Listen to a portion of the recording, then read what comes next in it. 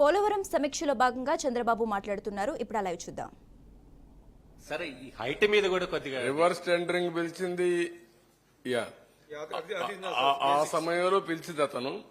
అప్పటి వరకు ఉన్నది ఇతను, ఇప్పుడు మొన్న ఉన్న అతను. ఇతను తీసేసి శశిభూషణ్ మళ్ళా తీసుకొచ్చారు.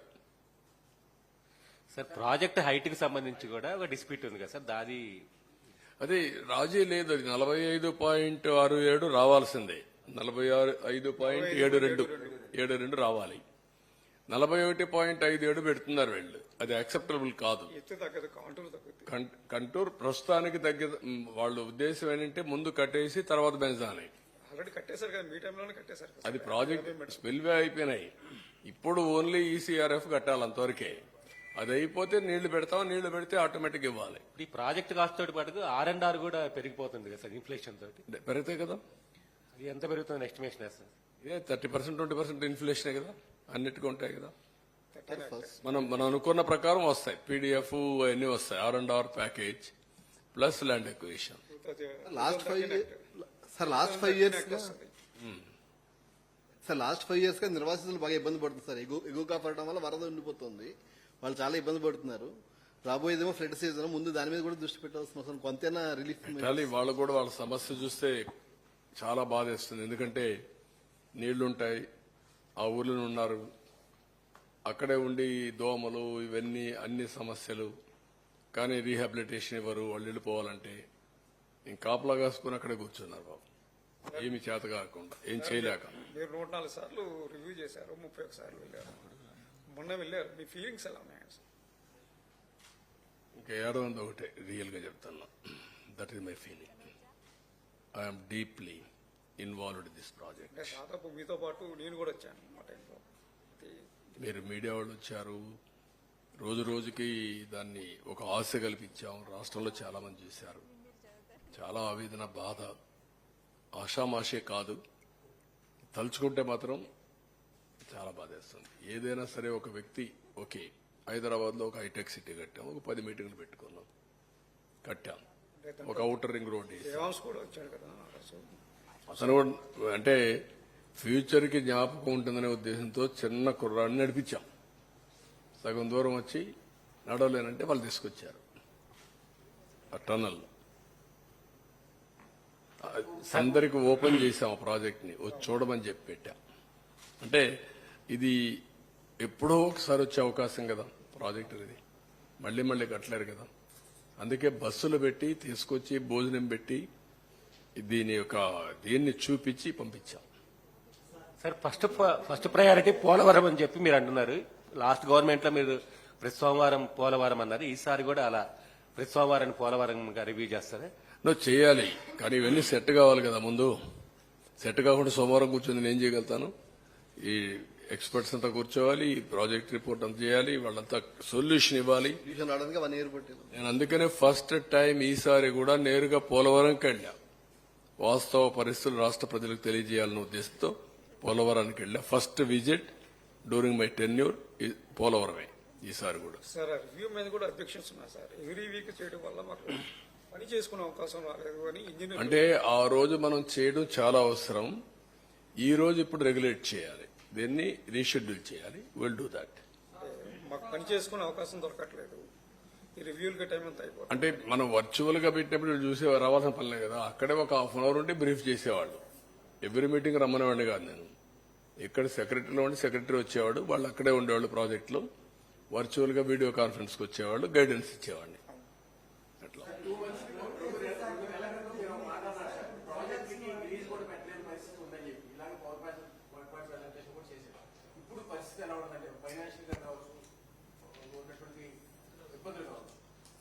అంటే ఎక్స్పెక్టేషన్స్ హెవీగా ఉన్నాయి. వ్యవస్థలన్నీ డిస్ట్రాయ్ అయిపోయినాయి. పనిచేయడమే తెలియని పరిస్థితి వచ్చింది. ఇంకొక పక్కన ఫైనాన్షియల్ గా చాలా ఇబ్బందులు ఉన్నాయి. ఎక్కడికక్కడ మిస్ మ్యాచ్ కనపడొస్తుంది. ఇప్పుడు మీరు అన్నట్టు కొంచెం టైం పడుతుంది. ఒక పక్క ఇవన్నీ చేస్తూనే I have to set right. నేను అందుకే రాష్ట్రంలో ఉండే ప్రజలందరికీ విజ్ఞప్తి చేస్తున్నా, వాళ్ళు కూడా ఎన్ని కూడా వాస్తవాలన్నీ దృష్టిలో పెట్టుకొని సహకరించాలి. అడ్మినిస్ట్రేషన్ మొత్తానికి విజ్ఞప్తి చేస్తున్నా. అడ్మినిస్ట్రేషన్ మొన్న వాళ్ళు కూడా ఫ్రస్ట్రేషన్లో ఉన్నారు. మాకు ప్రజల కంటే ఉద్యోగస్తులు ఎక్కువ ఓట్లేశారు. మొన్న మీరు చూస్తే 63% ఓట్లేశారు. పోస్టల్ బ్యాలెట్స్ అవన్నీ చూస్తే ఆవరేజ్ 57% మాకు వచ్చింది. వాళ్ళు కూడా తక్కువ చేయలేదు. కానీ వాళ్ళకు కూడా విజ్ఞప్తి చేస్తున్నా, మనందరి బాధ్యత సార్ లాస్ట్ మనం అందరం కలిసి సమిష్టిగా పనిచేసి ఈ సంక్షోభం నుంచి ప్రజల్ని కాపాడుకోవాలి, ముందుకు తీసుకుపోవాలి. అందరూ కూడా ఒక క్రమశిక్షణతో ఒక పద్ధతితో పనిచేసే విధానానికి శ్రీకారం చుట్టండి. పూర్తిగా సహకరించమని అందరికీ కోరుతాను. ఇంకా రాబోయే రోజుల్లో మీరే చూస్తారు, నేను కూడా ఎప్పటికప్పుడు రియల్ టైం వీళ్ళందరూ క్లియరెన్స్ ఇస్తూ, గైడెన్స్ ఇస్తూ, స్ఫూర్తినిస్తూ ముందుకెళ్తాం. సార్ మీరు చెప్పినట్టుగా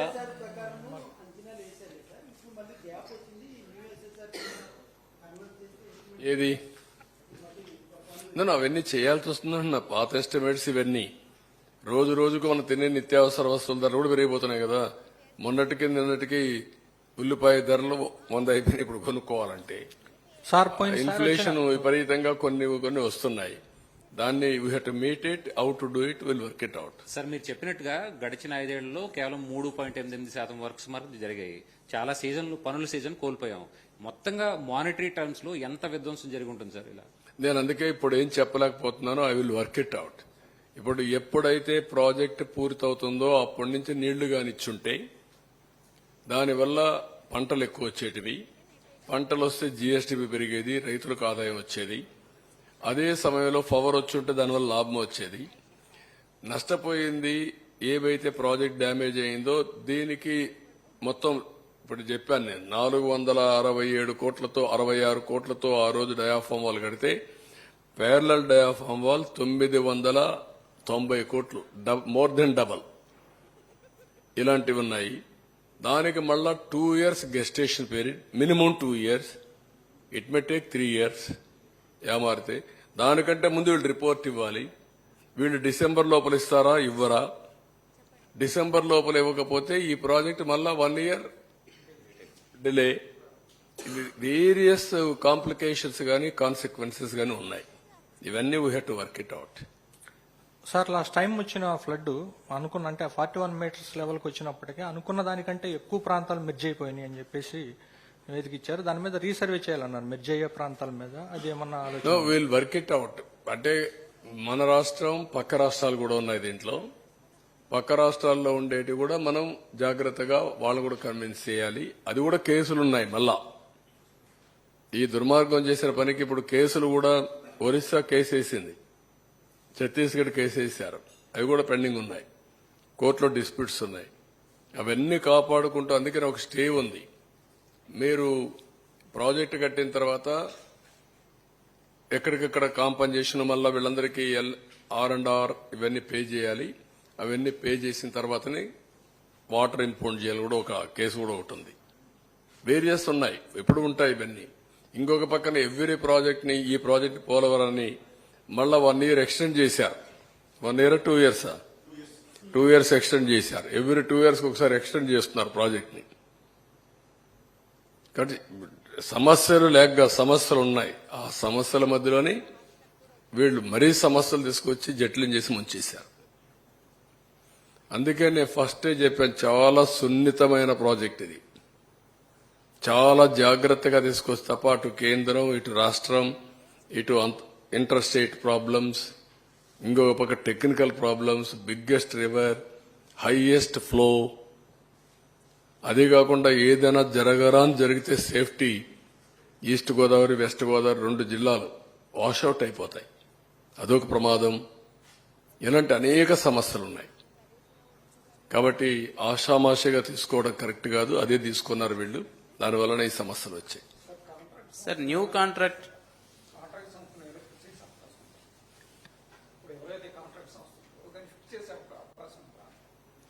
అంటే ఇప్పుడు నేనేమంటానంటే ఆ రోజు కూడా కాంట్రాక్టర్ని మార్చడం తప్పు. నేను కాంట్రాక్టర్ని మార్చలా. మీకు ఒరిజినల్ గా కూడా మీరు చూస్తే ట్రాన్స్ట్రాయ్కి ఇచ్చారు. ట్రాన్స్ట్రాయ్ చేయలేకపోయారు. అప్పుడు కొన్ని పనులన్నీ డైరెక్ట్ గా పే చేసి కొంతవరకు ఇచ్చేసాం కేంద్రం పర్మిషన్తో. కేంద్రం పర్మిషన్తో అదే ఎస్టిమేట్స్ కు పనిచేస్తామని నవయుగ ముందుకు వచ్చారు. ఆ ఎస్టిమేట్స్ ప్రకారమే నవయోగకి అప్పుడు ఇచ్చాం. అది కూడా కేంద్ర అనుమతితో. అది క్యాన్సిల్ చేసి రివర్స్ టెండర్ పెట్టాడు. కనీసం ఆ వర్క్ లో ఆ డబ్బులకు పని చేసి ఉంటే అది వేరే విషయం. అది చేయకుండా రివర్స్ టెండర్ పిలిచి ఏజెన్సీ పేర్లు I don't want to quote, ఎవరు ఇది చేస్తే వాళ్ళ అవకాశం కోసం వాళ్ళ కంపెనీ కోసం పనిచేస్తారు. ఇన్ రిటర్న్ ఇచ్చారు. ఏమి ఇచ్చారు? Reverse tendering. మళ్ళా ఏం కండిషన్ పెట్టారు? అన్ని మీరు గాని సైట్ అన్ని గాని ఫుల్ఫిల్ చేసి మేము ఇస్తాం. ఇప్పుడు ఏమంటారు? మీరు ఫుల్ఫిల్ చేయడం మేము ఇవ్వలేదు. అసలు ప్రాజెక్టే మునిగిపోయింది, మాకే సంబంధం? మేము రాకమునిపోయి మునిగిపోయింది. You can understand litigation. అందుకే వాళ్ళు ఏమన్నారు గవర్నమెంట్ ఆఫ్ ఇండియా, పాత వాడిని కొత్త వాడిని ఇద్దరిని తీసుకొస్తున్నారు. డ్యామేజ్ చేస్తే ఎవరు రెస్పాన్సిబుల్? ఎవరిని అడగాలి? How to fix accountability. ఆ మాత్రం జ్ఞానం ఉంటే ఇమీడియట్ గా ఆలోచించుకోవాలి కదా. నువ్వైతే ఏం చేసి ఉంటావు? సెన్సిబుల్ పర్సన్ అయితే ఎందుకు వచ్చిందిరా ఇది, కాబట్టి మనం కంటిన్యూ చేయాలని ఆలోచిస్తారు కదా మీరు. ఏం లెక్క పెట్టుకోకుండా చేశాడు, లెక్క పెట్టుకోకుండా మార్చేశాడు. మార్చేస్తాను ఒక మాట అన్నాడు, ఐ హంబ్లీ రిక్వెస్ట్ అన్నాడు, బెగ్ అన్నాడు, in the interest of the state. కనీసం అభయన్స్ లో పెట్టమని అడుక్కున్నాడు. అభయన్స్ లో కూడా పెట్టకుండా డెసిషన్ తీసుకొని, నేను డెసిషన్ తీసుకున్నాను నువ్వు అమలు చేయమని చెప్పారు. ప్రాజెక్టు వాళ్ళది, వాళ్ళ ప్రాజెక్టు నువ్వు డెసిషన్ తీసుకొని నువ్వు అమలు చేయమని రివర్స్ టెండరింగ్ పెట్టి గోదావరిలో ముంచేయడం ఎంత ద్రోహం అండి. అంటే ఒక పాలిటీషియన్స్ కాబట్టి అడిగేవాళ్ళు లేరా? బాధ్యత లేదా? అదే నేను చెప్పింది. వాళ్ళ మీద పెట్టారు, అందరి మీద. సార్ గత మీ ప్రభుత్వ హయాంలో కట్టిన పట్టిసీమని మీరు కట్టారనే గత 3 ఏళ్లుగా వాళ్ళు వాడుకోలేదు. చివరి 2 ఏళ్లు తప్పనిసరి పరిస్థితుల్లో వాడుకున్నారు. ఇప్పుడు పట్టిసీమను మరోసారి ఉపయోగించుకోబోతున్నారా? ఎందుకంటే కృష్ణా డెల్టాకి 5 ఏళ్లు మీ హయాంలో బాగా ఉపయోగపడింది. అది కాదమ్మా, అది ఉపయోగపడితే నీళ్లు ఎక్కడ ఉన్నాయి? పట్టిసీమ ఉపయోగించుకోవాలి, పురుషోత్తపట్నం ఉపయోగించుకోవాలి, అది కూడా ఉపయోగించలేదు. పురుషోత్తపట్నం కూడా అది కూడా ఉపయోగించుకోవాలి. పురుషోత్తపట్నం ఉపయోగించుకోకుండా ఏలేరుకు నీళ్లు ఇవ్వలేకపోయారు, ఆయకట్టుకు నీళ్లు ఇవ్వాల. అవి కూడా పెండింగ్ పెట్టి వాళ్ళకు కూడా సరిగా కన్విన్స్ చేయకుండా ఎన్జీటీ వాళ్ళు ఫైన్ వేసి, ఒకటి కాదు చాలా ఉన్నాయి. ఎనివే, మీరు మీ బాధ్యత మీరు చేయండి, ప్రజల్లోకి చర్చ చేయాలి. రేపటి నుంచి అందరూ వాళ్ళ ఆలోచనలు ఇస్తారు. అన్ని ఆలోచనలు తీసుకున్న తర్వాత ఫైనల్ గా వే ఫార్వర్డ్ ఏం చేయాలో మేము కూడా వర్కౌట్ చేస్తాం. ఫస్ట్ ఆఫ్ ఆల్, ప్రజా చైతన్యం అన్నిటికీ పరిష్కార మార్గం. ఆ ప్రజా చైతన్యం లేకపోతే మనం ఏం మాట్లాడినా చెల్లుబాటు అవుతుందని ఇలాంటి తప్పులు ఇంకా ఎక్కువ చేసే ప్రమాదం ఉంటుంది. ప్రజలందరూ ఆలోచించాలి. నేను ఎలక్షన్ లో కూడా చెప్పాం, రాజకీయాల్లో ఉండడానికి అర్హత లేని వ్యక్తి అతను. ఇలాంటి వ్యక్తి కూడా రాజకీయాల్లో ఉండి ముఖ్యమంత్రిగా ఉండడానికి అర్హత ఉందా అనేదే మన ఎన్నికల్లో చర్చ జరిగింది. దాని ఫలితమే 11 సీట్లు ఇచ్చారు. ఎప్పుడూ రానటువంటి వర్డిక్ట్ వచ్చింది.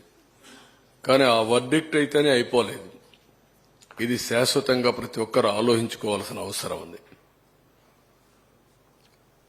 అతను చేసిన పనులు 5 ఏళ్లు, అతను చేసిన ఘోరాలు అన్ని కూడా రాష్ట్రానికి శాపాలుగా మారాయి. అది 10 ఏళ్లు ఎంటాడుతుందా, 20 ఏళ్లు ఎంటాడుతుందా, 30 ఏళ్లు ఎంటాడుతుందా కాలమే చెప్పాలి.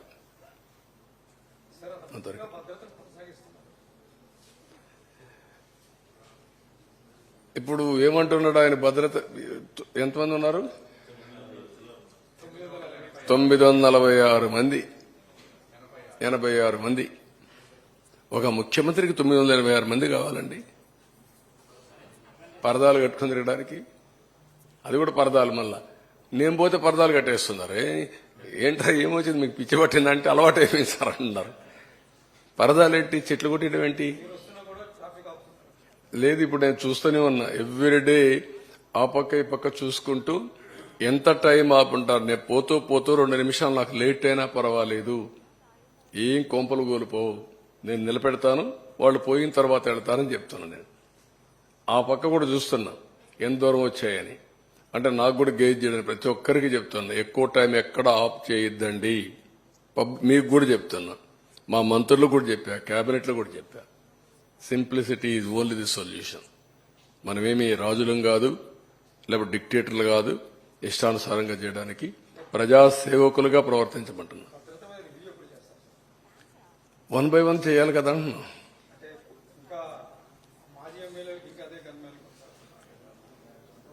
నేరస్తులందరికీ సెక్యూరిటీ ఉంది నేరాలు చేయడానికి, పొలిటికల్ నేరస్తులకు అందరికీ అన్ని రివ్యూ చేస్తాం. కేసులు వేశారు, వేరే పనులంటే వాళ్ళందరికీ మళ్ళా కంటిన్యూ చేయాలి, వాళ్ళకు రాష్ట్రాన్ని దోపిడీ చేయాలా, చాలా ఉన్నాయి, అవన్నీ మాట్లాడదాం. ఈ రోజు నా ఉద్దేశం పోలవరానికే కన్ఫైన్డ్ కండి, మిగిలిన విషయాలు మళ్లీ మాట్లాడదాం.